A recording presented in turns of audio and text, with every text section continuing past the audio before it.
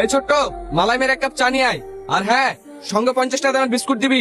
50 টাকা দামের বিস্কুট এই লেন। আরে আরে, এত বিস্কুট আমি কি করবো? চাইলেন যে সরি, তোরা এত দামি বিস্কুট কোথায় পাবি?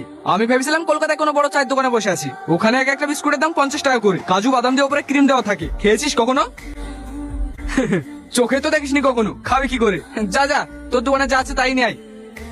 এই তুই শামসুলের ছেলি না? তোর আব্বা বিক্রি করা ছেড়ে দিয়েছে। আরে কাকে কি বলছেন আপনি? আমার আব্বা কেন বিক্রি করবে? তোর আব্বাকে তো দুদিন আগেই বিক্রি করতে দেখলাম। দুদিন আগে কি করেছে সেটা দেখি লাভ নাই, এখন কি করছে সেটা দেখেন। এখন আমি মাস গেলে 50 লাখ টাকা ইনকাম করি, আর আমার আব্বা বিক্রি করবে? কি ব্যাপার, রোহন এত টাকা কোথায় পেলো? কদিন আগে তো ঠিক মতো খেতে পাইছিল না, হঠাৎ করে এত টাকা ওর কাছে কিভাবে আসলো?